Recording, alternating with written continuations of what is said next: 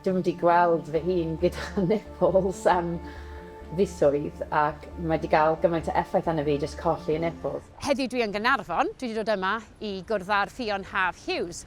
Ac am flynyddoedd mae Ffion wedi bod yn helpu menywod fatha fi sydd wedi cael canser y fron i ailadeiladu. Y fronna mae'n gwneud tatŵs a bob math o driniaeth i helpu menywod. Dechreuodd Ffion yr elusen hon i gefnogi teuluoedd a phlant ar ôl colli mam neu ofalwr i ganser, gan gynnig cymorth ymaferol ac emosiynol oherwydd fod hi'n teimlo bod yr aftercare mor aml ar goll.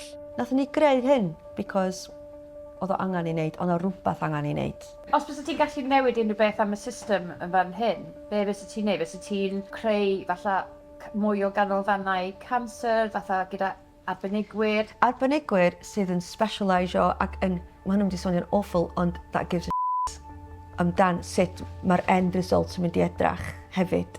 Yn fast and quick, ond peidio just gadael y ddynas wedyn i just, you're lucky to have that, that's what you've got, end of your journey, see you later.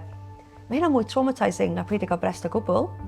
Mae lot o ferched yn dod ato ni efo brestia hollol wahanol, hollol messed up, mae'n scars yn bob man, ond ti'n siarad efo surgeon arall wedyn sydd yn gwneud job ardderchog bob diwrnod yn mynd, does na'm rhaid i fo fod fel la. Bydd yn edrych loads gwell ar ôl tatŵ iawn, cos just demo tatŵ di hwn, just i gael gweld lleoliad. Mae'n sioc mewn ffordd achos dwi'n wedi gweld fy hun gyda nipples am fisoedd ac mae wedi cael gymaint o effaith arno fi jyst colli y nipples.